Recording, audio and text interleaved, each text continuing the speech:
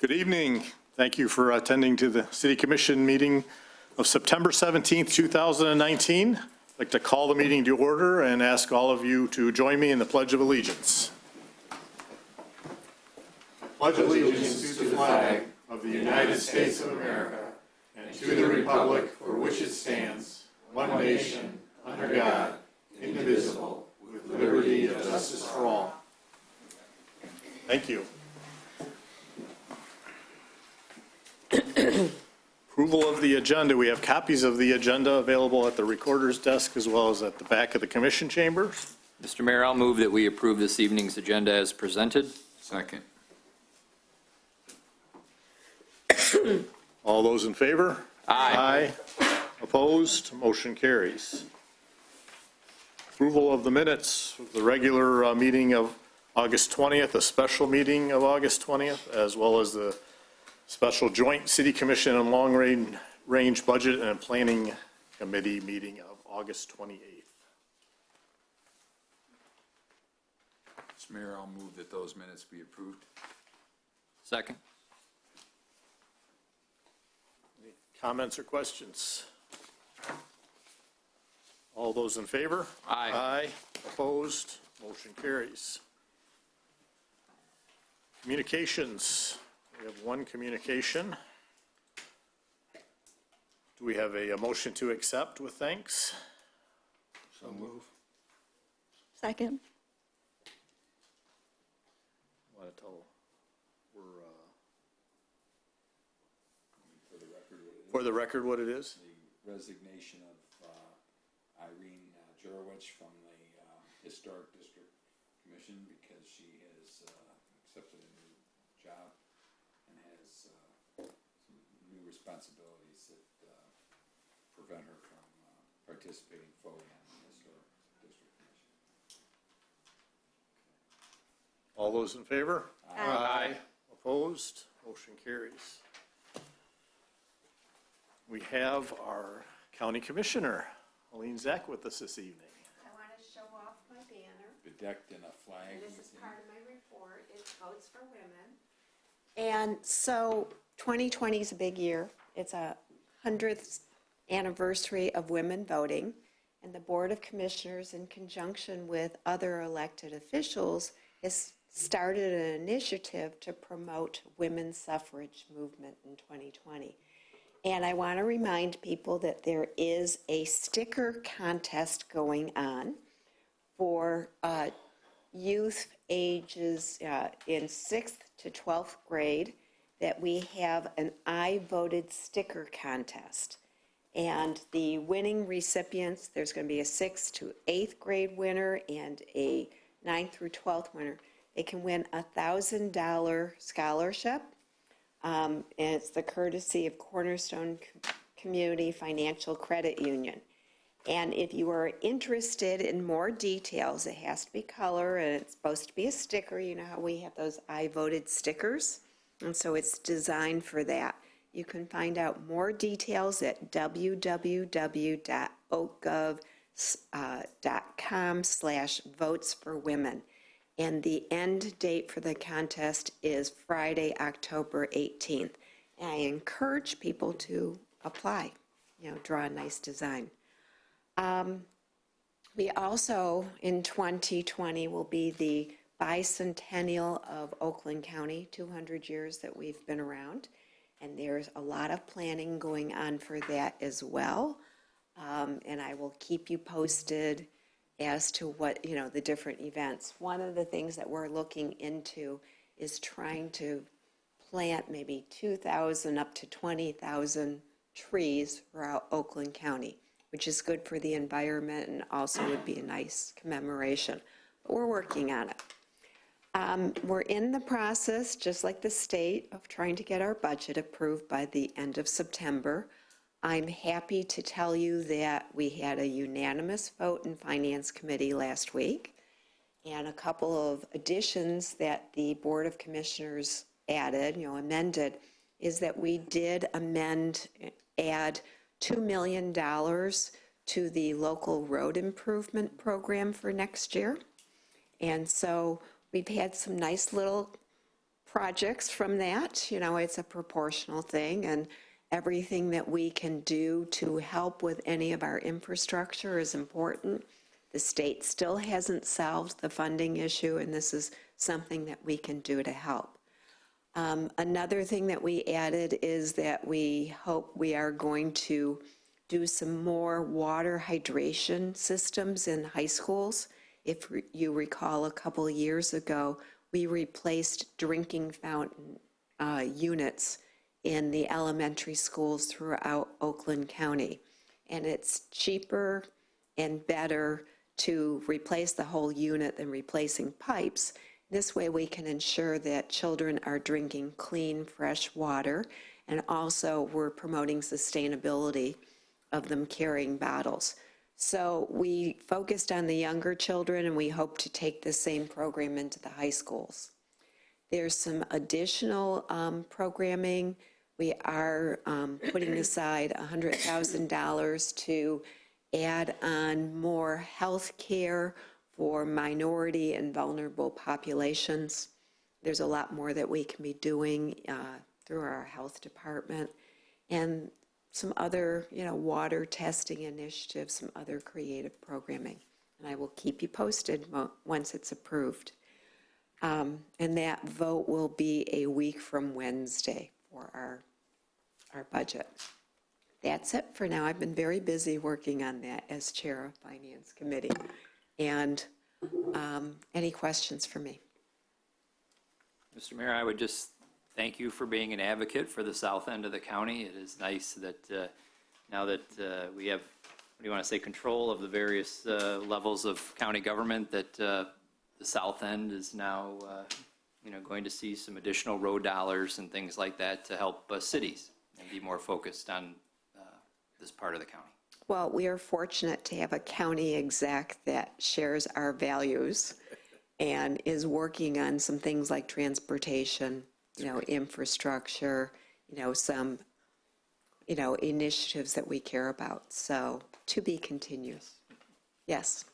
There was a county proposal and a city proposal this morning in Lansing relating to the Asset Management Council and the ability, if it gets passed, of shifting the formula. So instead of 25% being available local and 75 at the county or our main roads, that we will be able to change that formula. So I hope you support more money coming down to the communities. Well, I do. Our road commission obviously feels differently. But part of our initiative on the local road improvement program was that our formula at the county, we have had a tri-party matching formula, which has been road commission, township, and county. And we obviously, as cities, didn't see much of that because we have very few county roads. And so that was trying to right the apple for a while. And I would, support that. But certainly for my district, I support it. I don't know that. It'll be nice to see funds flowing to the first-tier suburbs. We need roads and infrastructure where people drive and live. So, thank you. Thank you. Public participation. Now is an opportunity for the public to speak, addressing an issue that is not on the agenda. Good evening, everybody. Jay Schwartz, 10014 Ludlow, since January of 1965. I am rising tonight to bring to an attention that we have a process and procedure significant issue in our various boards and commissions within the city. And I want to keep my comments tonight focused on process and procedure and how we do things, and not upon the issue at hand. The issue at hand, which I will use as an example, is the communications tower on Rackham Golf Course. But I'm not going to get into the pros and cons of that issue. That is out of scope. It is just, I'm using it as a manifestation of the process and procedure problems that I became aware of by going through and participating in the Historic District Commission. We have, unfortunately, processes and procedures at the HDC I know about because I was there. I'm assuming it's at zoning board and any other board or commission that has legal authority within the city, that some of these things are, when it comes to public participation, this 2-minute rule. Well, that works if you have somebody that's going to stand up and just cry and whine and complain and isn't coming prepared. But what do you do when you have a situation, as happened to me, and I'm using this as an example, who did put in a significant amount of personal time and effort to prepare comments, to research the issue, to submit written comments to the board, that came prepared to discuss the issue, and it doesn't matter what the issue is, and says, well, you only got 2 minutes.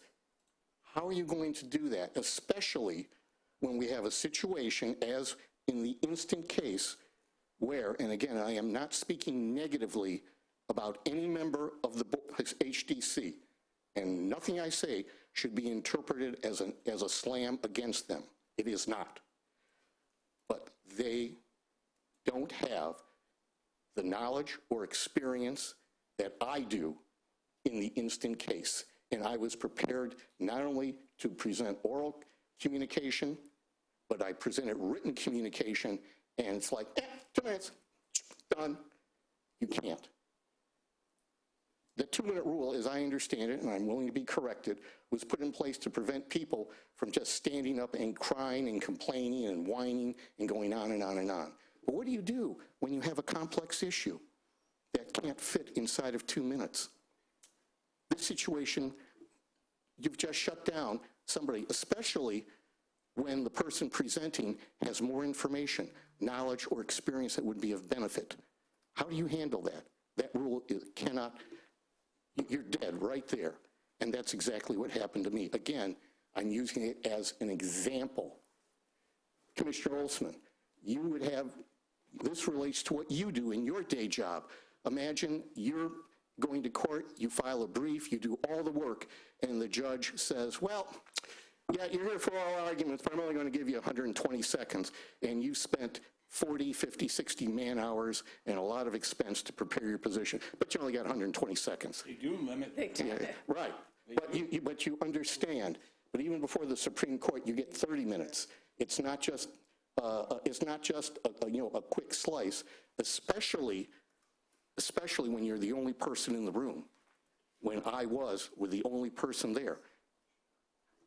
And I felt totally cut out of the process when I did have information that could have been presented. So this is a problem. I'd rather have a conversation than being if you don't mind my asking you a question, because I do have great respect for you and great respect for your participation in the community. So let me ask this. You said you made a detailed written submission ahead of time? Correct. Okay. And I say this because I do it all the time. I mean, judges always say the same thing. Is there anything you want to add that's not in your brief? Yes. No, but I'm just saying. In the instant case, there was yes or elaboration, or to make myself available to answer any questions that the board might have had. Instead, they were just in receive-only mode. Okay, we got your written, you got 2 minutes, okay, done, goodbye. And that has the net effect of, especially when I'm not taking up anybody else's time, of cutting off valuable information that this board, in this instant case, could have found useful. Again, I'm using this instant case as a manifestation of the problem, and not to say, well, I think they decided this when they should have decided that. I don't want to go there. This is a manifestation of the problem that we need to change, so that when people come forward with valid information, that not only they have public participation, but even during the meeting, when others present, that there is that ongoing through the meeting. It's not just, okay, you had your 2 minutes, write it out on a card, and then it's filtered That just doesn't Let me work. just say this to you, though, about that. Yeah, If you say through the meeting, so you mean one person's talking and you stand up and say, I mean, just hypothetically. Yeah. And in addition to what he just said, I want to tell you this, that kind of, you're talking about that kind of. or it could be that, or in the case of, in the instant case, using as an example, the Historic District Commission, they have no knowledge of experience about communications law, or the technical aspects, or the operational aspects of emergency communications, which is what they were discussing with the Ms. Rosati representatives. was there, wasn't she? Pardon me? Miss Rosati was there, wasn't she? But not for the first one. She was there only for the, not for the original August meeting. She was there for the first meeting in September. And prior to meeting her at that meeting, I didn't even know she existed. I knew we had a city attorney, but Our city. Okay. More than exists. all right, but you get it. In other words, I had never met her before. I didn't even know her name. But that's a good segue into another point. There is a failure on the part of the city attorney's office to, in a timely manner, communicate information that is in the public record to the public board, to the city, and most importantly, to the residents. I do not know, I have no factual knowledge of when, in the instant case, using as an example, the details went to the city attorney. I do not know when she started working on it, or what her processes or procedures, when she came to it, and what time frame to communicate that information back. I do know that at the Historic District Commission, she announced that the city has no jurisdiction, and the panel was stunned. I was stunned, totally. Now, if there had been some process and procedure to communicate items that are already matters of public record, and I'm not saying breaking attorney-client privilege. I am not saying that. What I am saying is that when the city attorney comes across information in the course of an official, their duties, that is a matter of public record, or an item that is going to come before the board, that information should be communicated not only to the city, but to the residents of the city as quickly as possible, so that the residents can be informed. And in the instant case, I wouldn't have wasted 10 hours of my life preparing something that she, and again, I'm not pointing the finger, I'm saying that this is what happened, shot down in one sentence. And my whole work, my whole effort was for naught. Now, would I have not gone, would I have done something different? Would I have just not brought up the subject at all? Moot issue. But the point is, there was no communication, and just looking at the board, it was like, huh? Now, I do not know if they were informed of this prior to the meeting. And if they were, I don't know the time frame.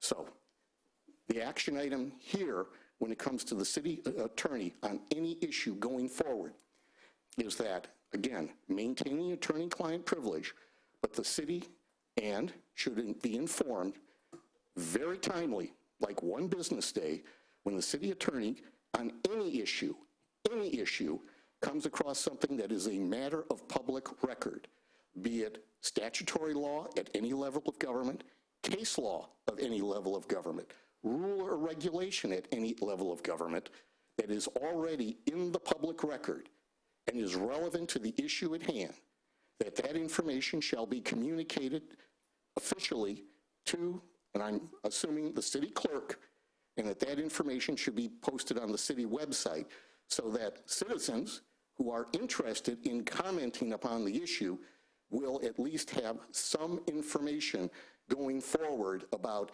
okay, I can talk about this law or this rule is in scope, this other item is out of scope. We don't have any jurisdiction, which is what happened here. There was an item that is, a state law was cited, and it's like, totally gone.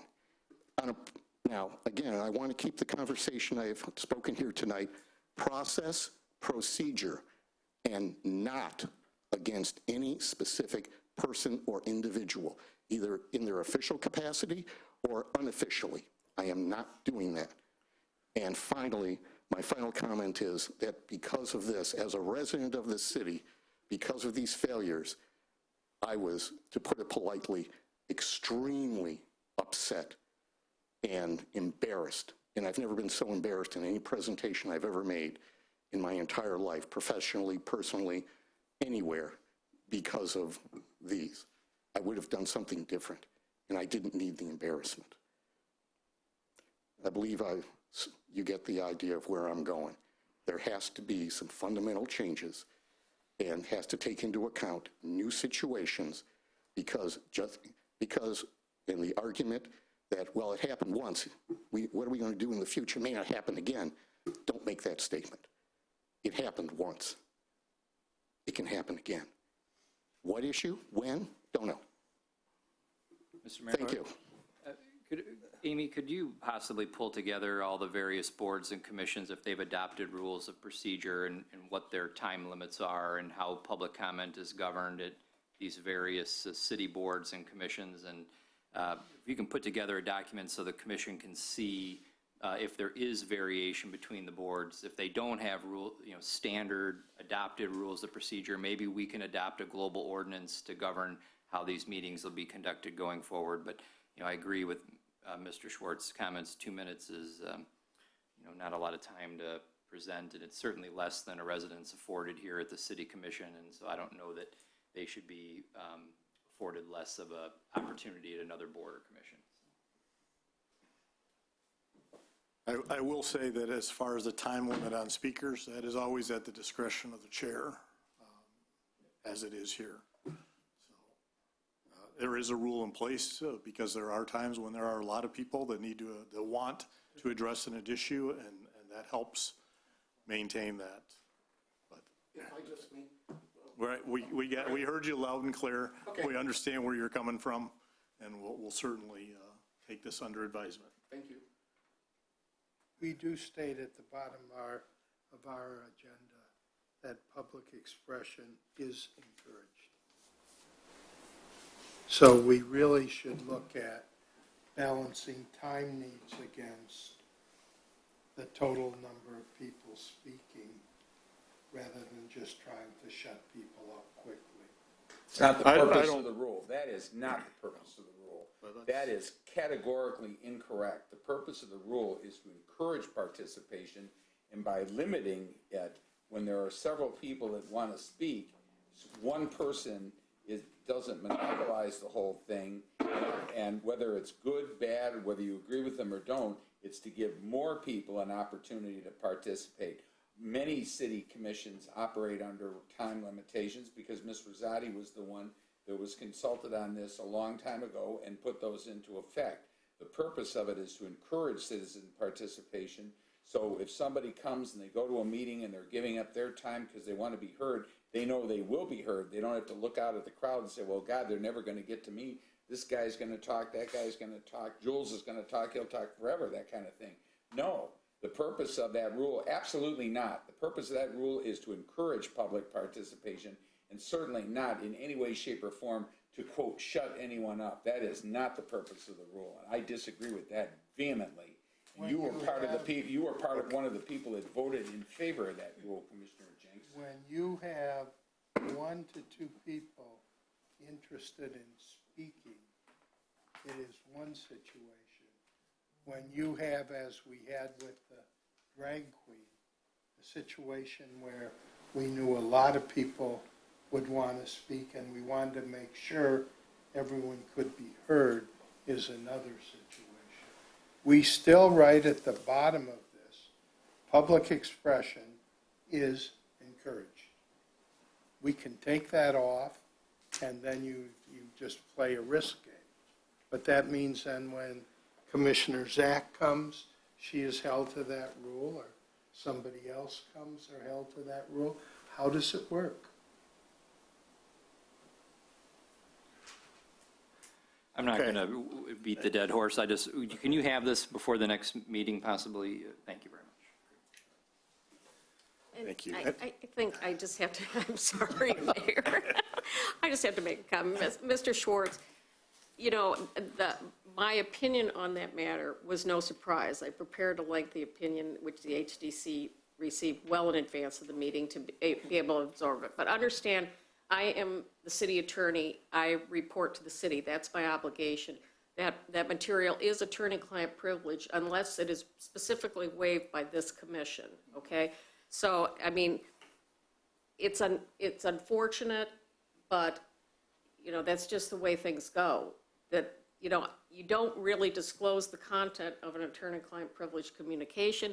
I disclosed far more that evening because of some of the questions that you have. I would not normally have said that much, and I provided you some information after the meeting so that you understood where I was coming from. So it's not to be a surprise. It's not to hide things from the public. But as the city attorney, we want to try to protect the best interests of the city. And when you have these sort of unique situations that raise some potential liability issues, you have to be able, in confidence, to, you know, provide advice to the client. So it's not that we're trying to cut the public out, but that's what occurred there, so. Thank you. All right, any other public comment? Seeing none, we'll move on to a proclamation. It's always fun making proclamations, and this is a very, very enjoyable one. This is a proclamation of the City of Huntington Woods in appreciation of Boy Scout Troop 1292. Whereas the Boy Scouts of America was founded in 1910 and became the largest youth organization in the United States, and part of the mission was to promote good citizenship, chivalrous behavior, and skill in various outdoor activities. Whereas on August 15th, 2019, Scout Troop 1292, by and through its leader, Richard Green, did answer the call from city staff to assist an elderly resident who needed help to maintain her yard. And whereas the troop did an exemplary job of removing all debris and working with the city staff in making the yard presentable. Now, therefore, the City Commission does hereby proclaim its appreciation to Boy Scout Troop 1292 for their action in assisting an elderly resident that could not do the work herself, and acknowledge their ongoing contributions to the City of Huntington Woods. We have a couple of representatives here tonight that I'd like to give this proclamation to.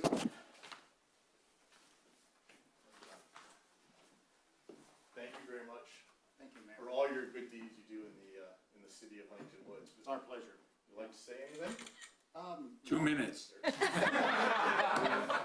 plus a photo. Let's, Okay. Why don't you guys, and I'll. Sure.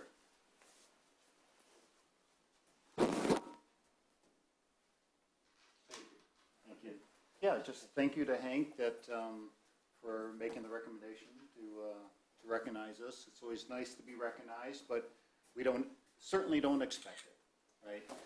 We're here to help the community the best we can, and through the men's club as well, we have a lot of leads through there as well, but anytime we can help, we're here. We help at the medal drive as well, so we're happy to do it. Yeah, my son is the senior patrol leader, so I brought him along to represent the boys. Okay, thank It's a you. wonderful organization. Thank you. You'll be very proud. Appreciate your work. Yeah, thank you.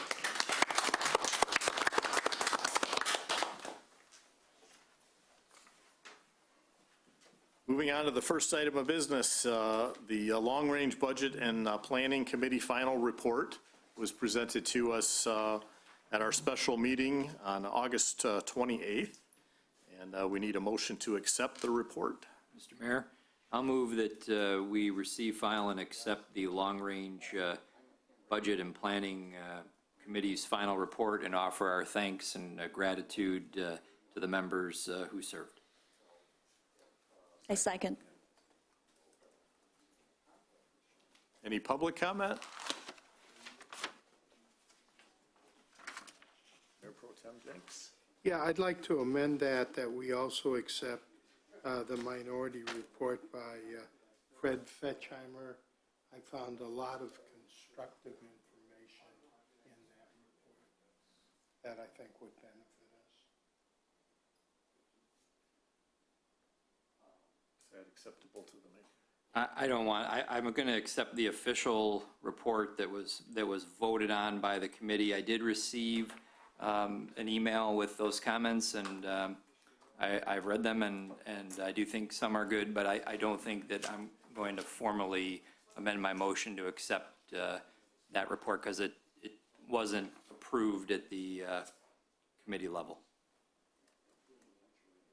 Any other comments? I have a question. Fred's comments and suggestions were his observation and analysis. And he did mention that it was shared by another committee member who may have not put their names on it. I guess this is more of a procedural question. What is, procedurally, as we move through the next steps of looking at all of the issues that were identified with our long-range budget plan,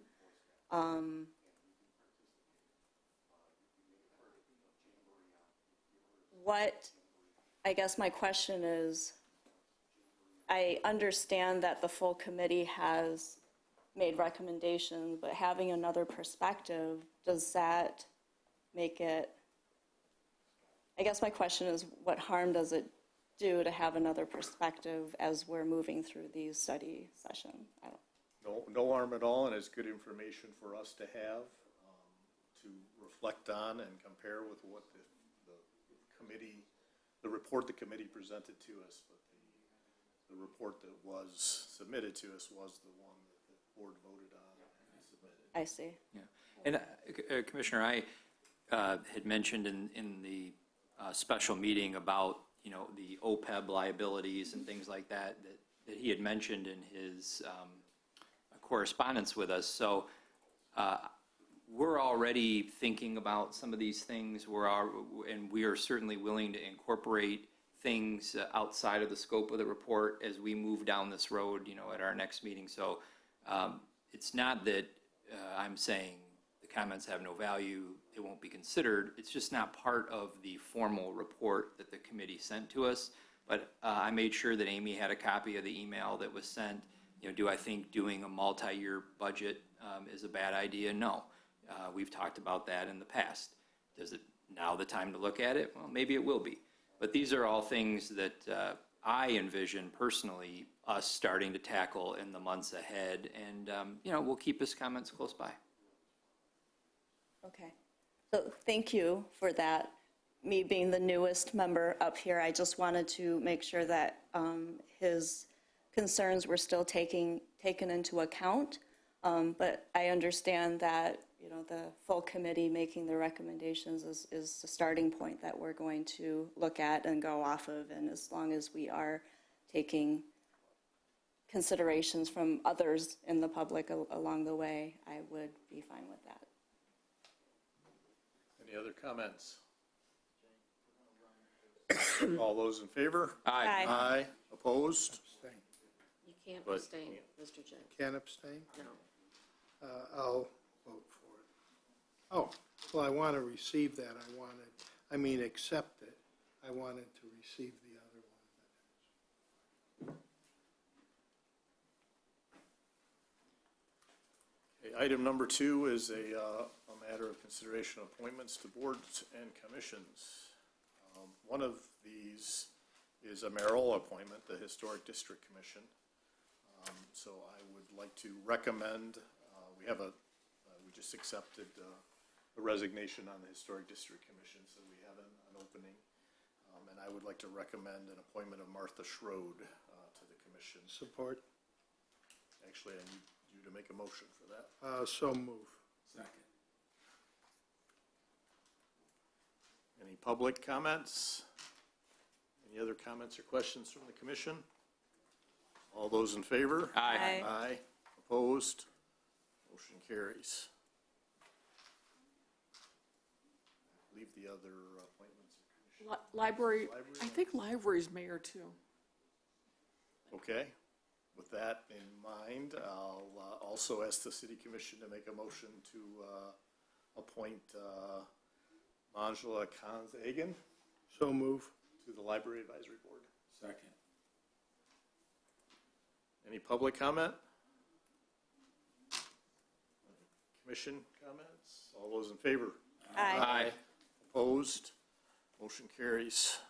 We do the senior advisory committee as one, or do we need them separate? No, they can be- Mr. Mayor, I move that we appoint Christopher Smith and Greg Jemerick to the senior advisory committee. Support. Any public comment? Comments from the commission? All those in favor? Aye. Opposed? Motion carries.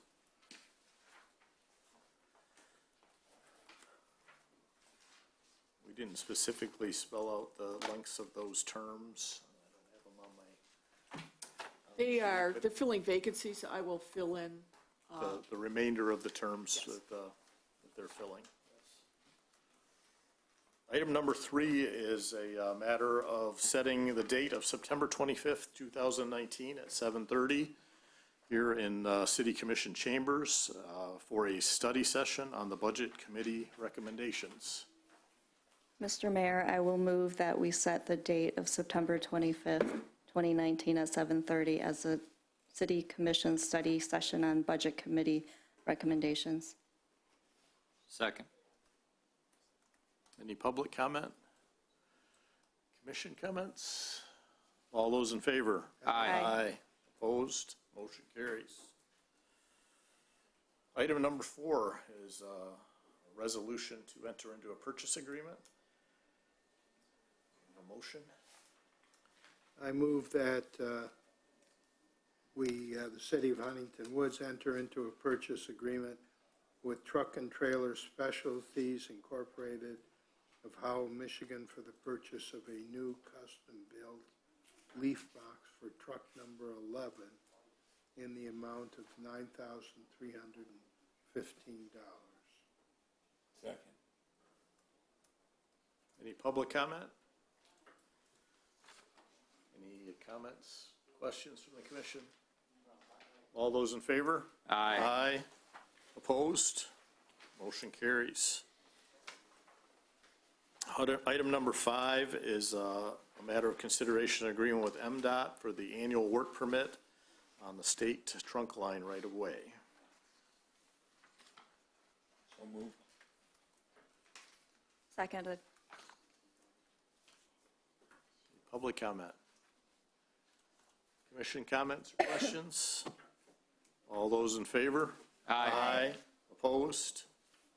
Motion carries. Item number 6 is a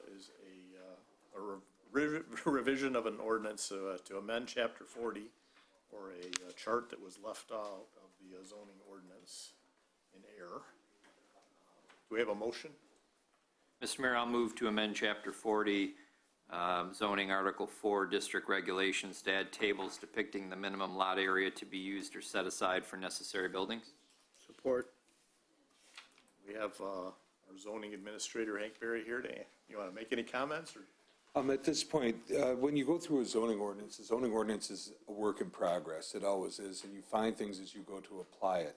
This was simply something that was left out. We had reference to it, but we didn't have the charts. So your vote tonight will put the charts back in. There is no change to them. You're just inserting what was there previously.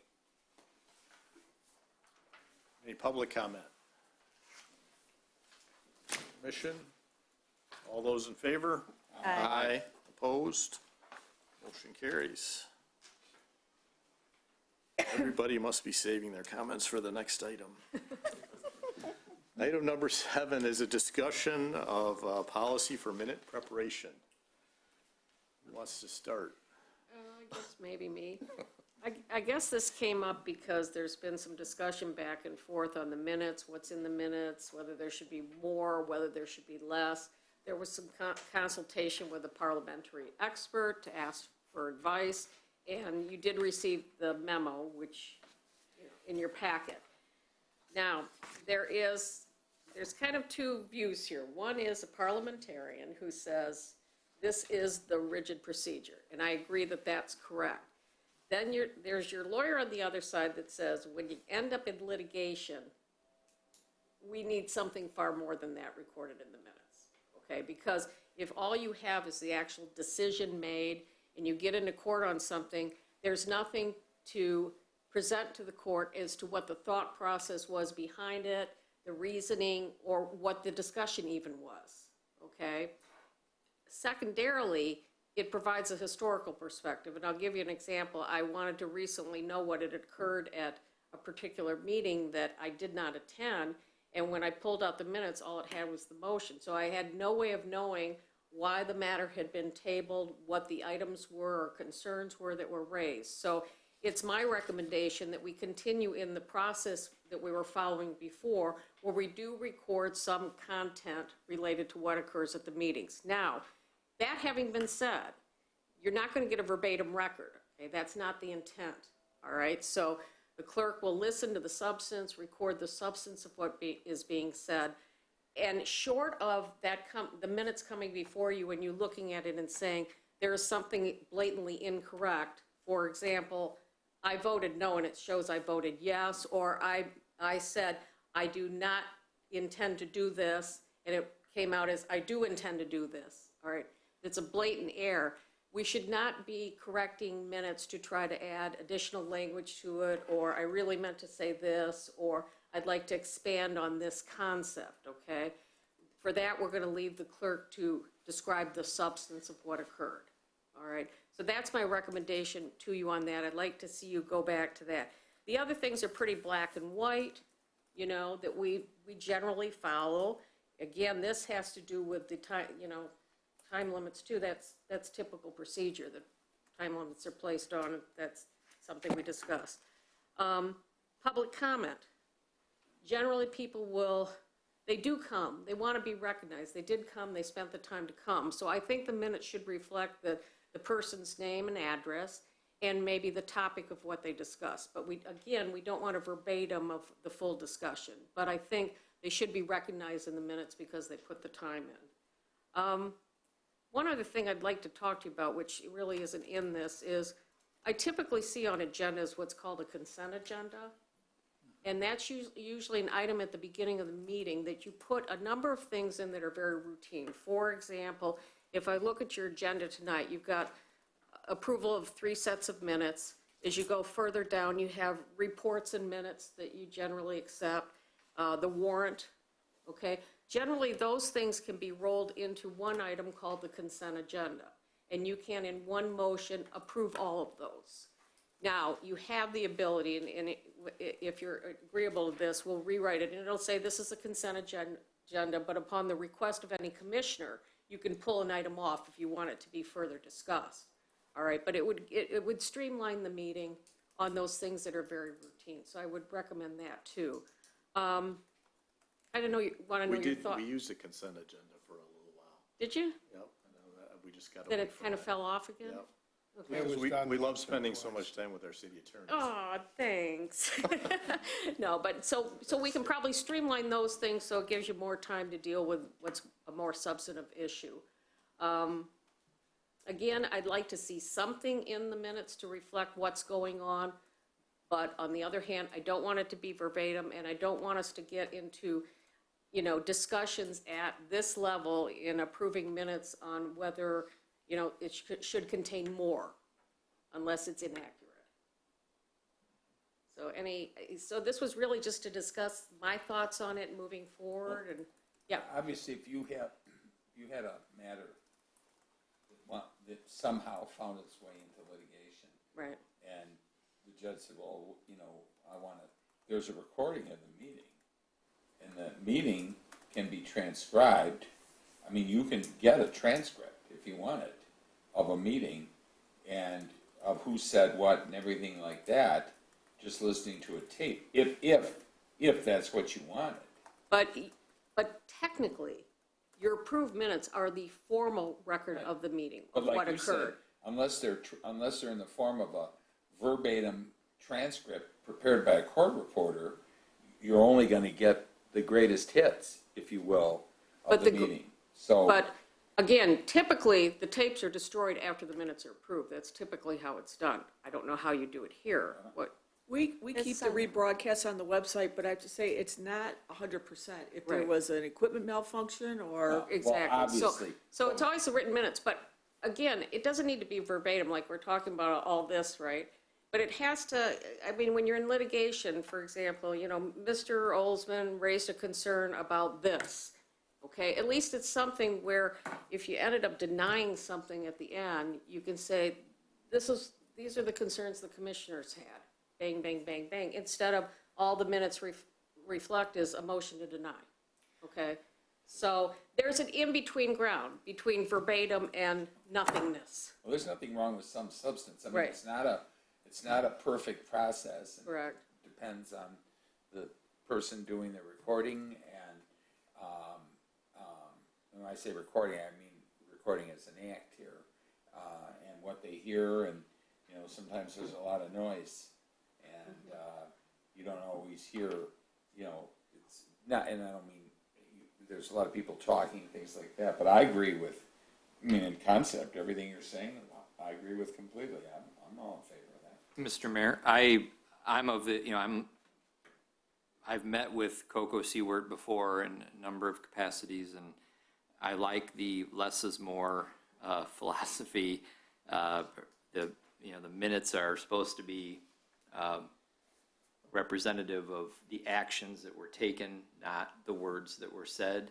I'm wondering if, to the city attorney's point, the motions, if we're going to deny something, that the motions need to contain a lot of the substance and the justifications for the denial, and not be so concerned about capturing, you know, particular comments.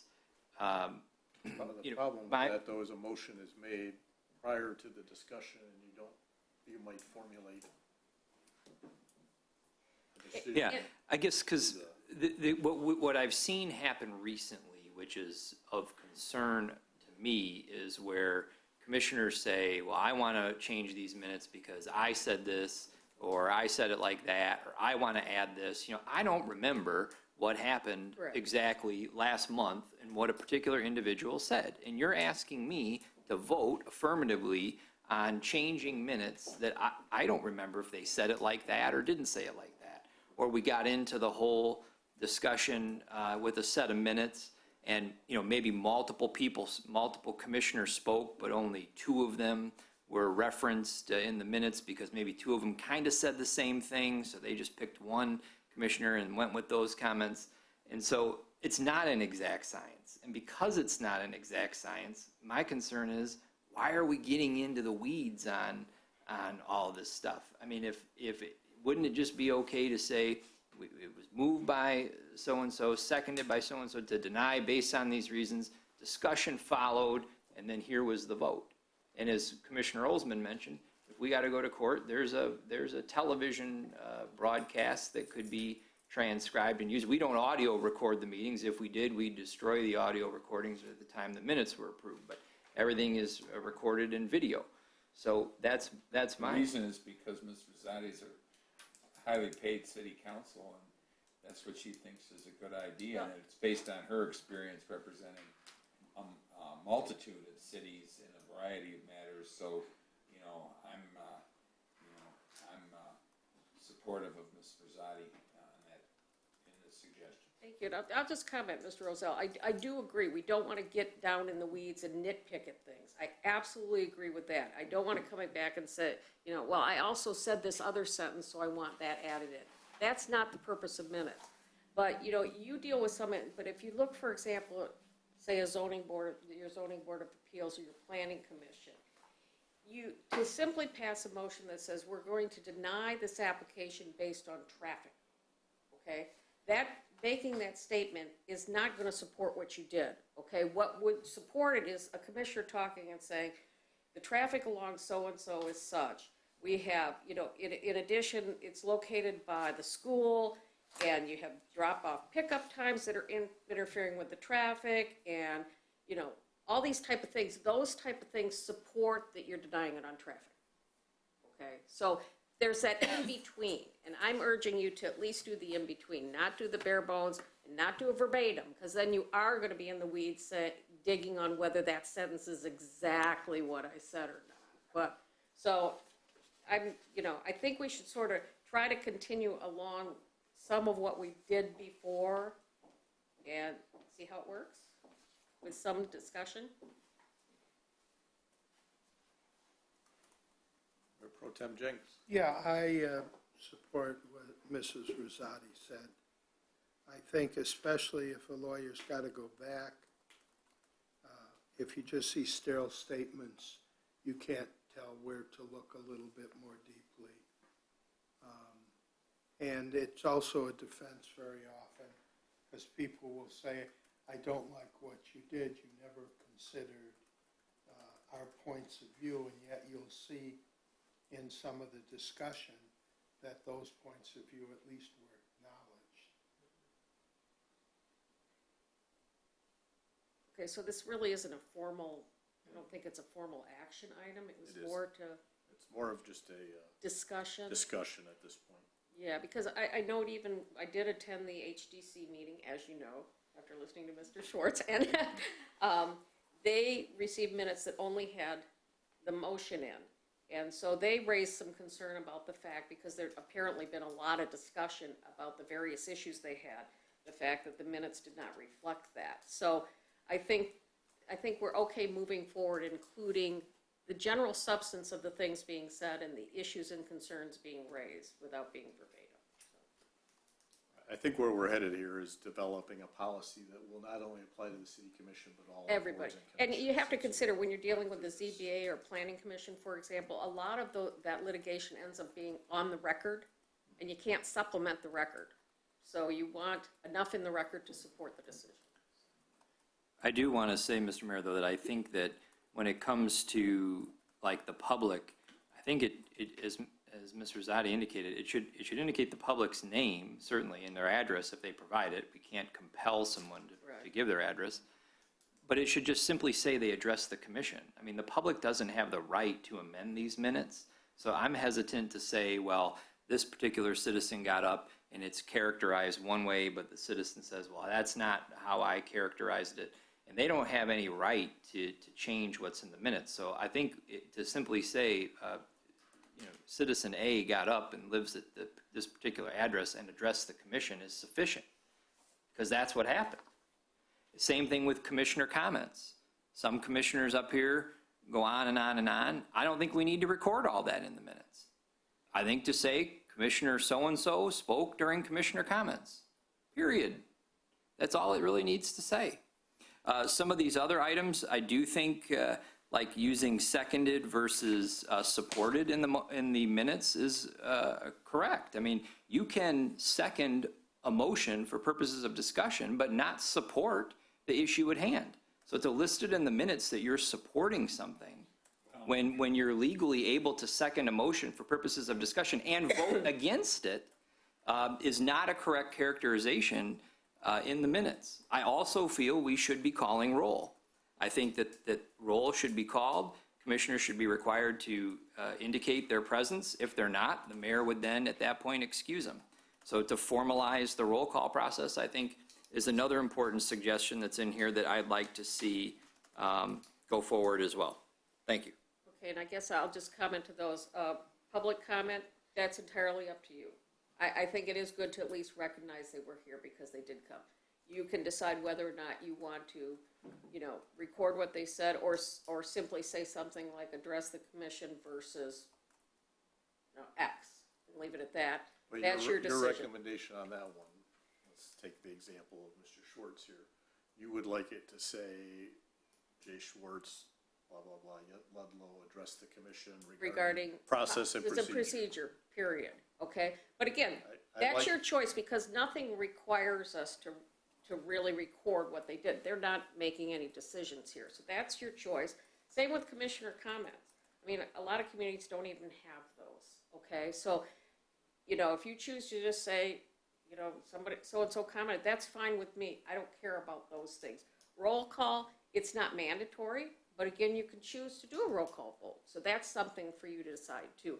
I'm personally, from a legal perspective, just more concerned about having enough information in to justify a decision you make. But these other things are decisions you can make, how much you want to go into depth on those other matters.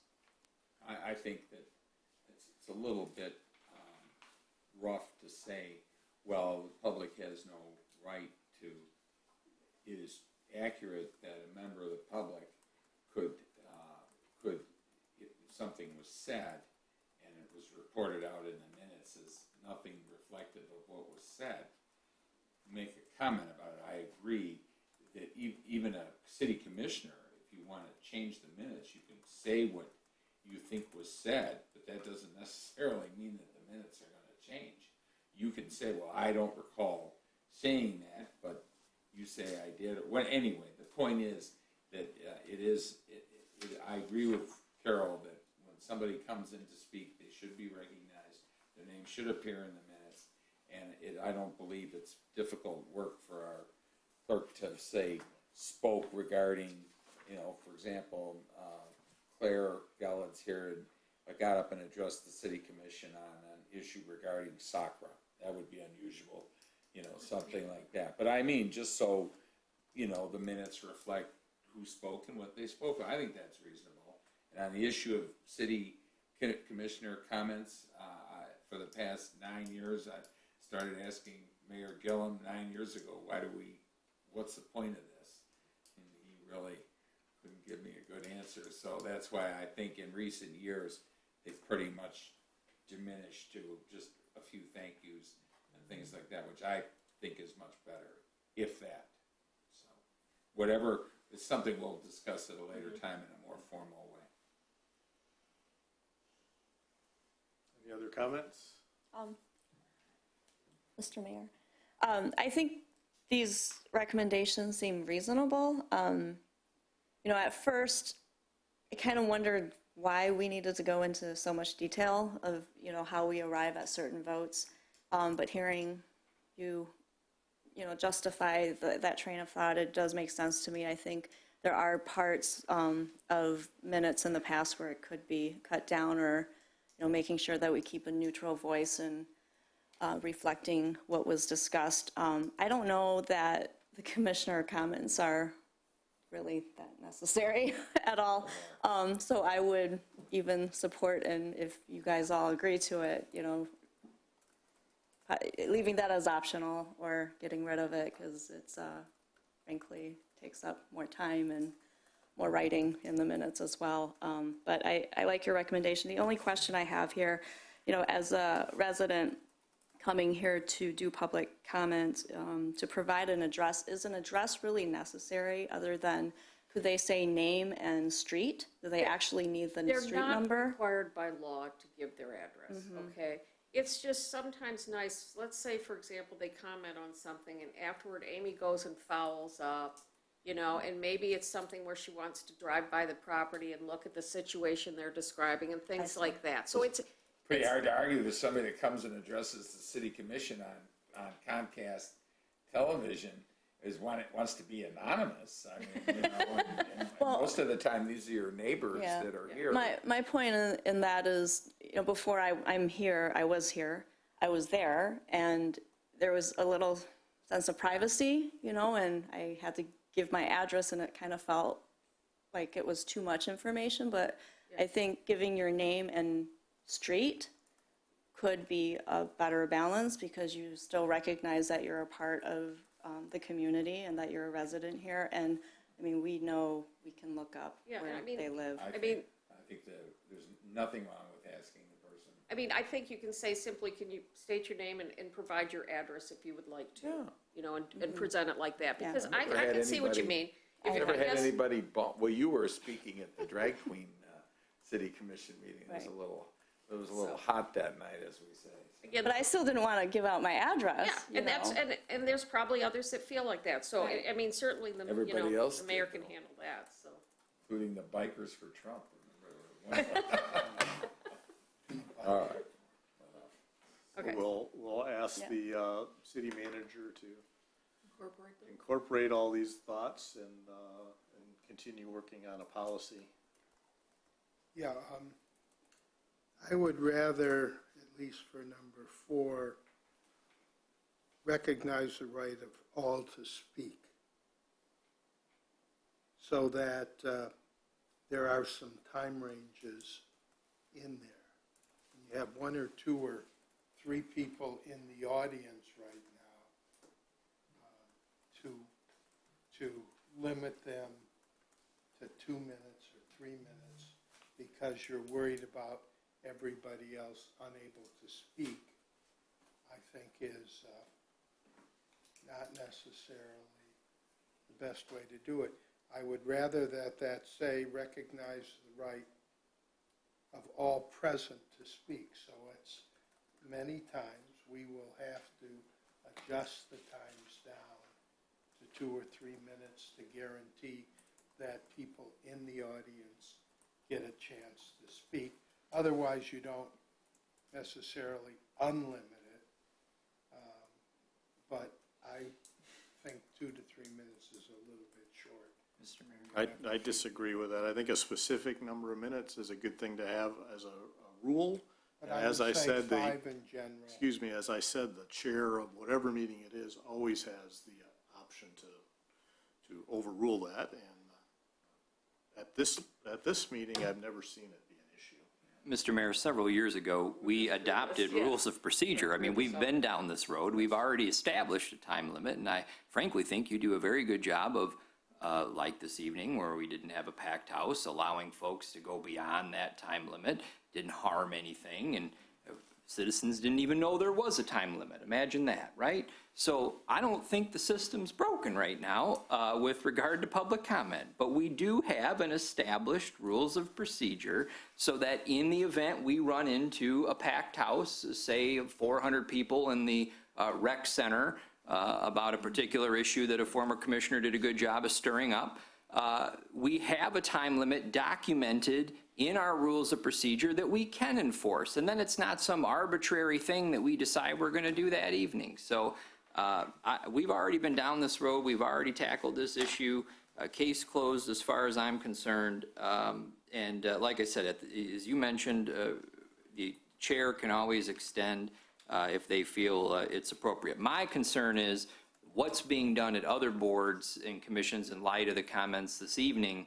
And, is there a board or commission that's adopted something that maybe is too short that we might need to provide guidance on, or have city attorney provide guidance on, or adopt some universal ordinance to apply on how these boards are governed? But outside of that, I'm not looking at addressing any time limits. Yeah, and just so, because I'm noticing you're pointing at Ford, just so you understand what I'm saying, I wasn't really commenting on the time limits. I was commenting on the clock sitting in front of somebody's face. That's what I'm saying. I don't think that reflects well. So, but yes, I do agree with the time limit. It would be right up there.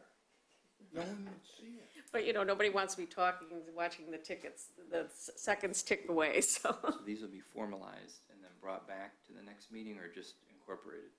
It will be brought back to the city commission. For a vote? yes, Okay, yeah. great. Great, you'll do up, Yeah, Amy you knows. and Heidi and Amy will work since, okay, great.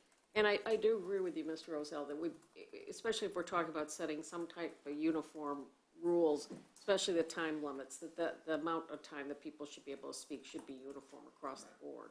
But you can say where there's a crowded situation. Oh, it would be this. you always have the right to where- shorten it based on a crowd, and you also, the chair always has the right to let somebody go on, so, and that, we can specifically state that as well, so.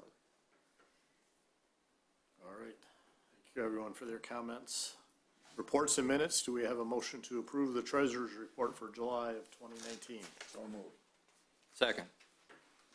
Any comments or questions? All those in favor? Aye. Aye. Opposed? Motion carries. Warrant number 355. Do we have a motion to approve subject to full audit? So move. Second. Any comments or questions? All those in favor? Aye. Aye. Opposed? Motion carries. We have a motion to go into closed session following our meeting tonight for the purpose of, We actually need someone to read those. Mr. Mayor, I'll move that we go into closed session at the conclusion of this evening's meeting to discuss pending litigation, Finkelberg versus City of Huntington Woods, Oakland County Circuit Court, and Hanover versus City of Huntington Woods, Oakland County Circuit Court, as an open meeting would have a detrimental effect on the position of the city. Do we have a second? Second. This will require a roll call vote. Mayor Pro Tem Jenks. Aye. Commissioner Rozell. Aye. Commissioner Elder. Aye. Commissioner Olsman. Aye. Aye. Motion carries.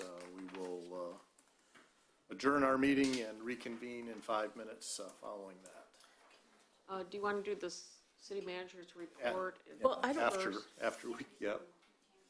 What? I don't think we need to reconvene. They're not going to be asked to make a decision tonight. No, I right? mean No, reconvene in. we'd only reconvene closed to session. Adjourn the meeting. Right. That would be the extent of it, so, yeah. Okay, city manager's report. Sure, I just have a couple of items. I'm actually going to go in chronological order here. The first is, I want to encourage residents that are interested in how the city commission is going to follow through on the recommendation for the budget committee to attend the meeting a week from tomorrow on the 25th. It's going to be a study session to take a look at the recommendations for non-infrastructure recommendations, how to fund the rest of the sewer improvements, and then also funding of road improvements. So we'll continue that discussion on the 25th. On the 28th, it looks like the road construction for Ludlow and Borgman will be completed by then. Sprinklers have been repaired and landscaping should be starting next week, so we are on track to see that end. Next, we're going to be seeing renovation at Peasley Park. It's going to go through a complete transformation with a natural play area for 2 to 5-year-olds, along with increased accessibility, walking path, benches, and picnic tables. And this is the park that we used our CDBG funds for. Also, it is that time for the master plan update. It's something that's required by law every 5 years, so it was last adopted in 2015. It's time for the 2020 update, and citizen input is really important to the vision of what the city wants in terms of parks and recreation. So they are gathering feedback. There's an online survey that you can take, you can get at our website, but they're also going to have an open house on October 3rd in the evening for residents that want to provide more information or don't want to do the survey online. They could provide information at that time. Also that evening, we're going to have our first fall gardening festival and plant adoption program, sponsored by both the Recreation Department and the Arts and Garden Board, and people can bring in extra outdoor plants, trade them with your neighbors, sell extra produce, and there's going to be little mini sessions on composting, tree mulching, and prevention and elimination of rats. People that are interested in finding out more should call the Recreation Department. And the last item in my chronological story here, Hank made me talk about it, and that is that winter's coming. And people should go out and trim their hedges and their bushes now while they can and the weather is decent, so that when the sidewalk broom goes through, they can get all of the sidewalks cleared, and you might as well do it now, because otherwise we'll be asking you to do it later. That's it. Are there any questions of the city manager? Okay. Moving on to commissioners' remarks. Mayor Pro Tem Jenks. This is welcoming week, and September 19th, there will be 2 films in the evening at the library, and September 22nd, from 1:30 to 4:30, there will be a festival of food and culture. It's free. If you would like to bring food to celebrate a culture, please let the city manager know before Friday. If you'd like to try the food that's there, please come between 1:30 and 4:30. Children are welcome. Thank you, Commissioner. Mayor Pro Tem. Commissioner Rozell. No comments, Mr. Commissioner Olsman. No comment. No comments. All right, no comments from me either.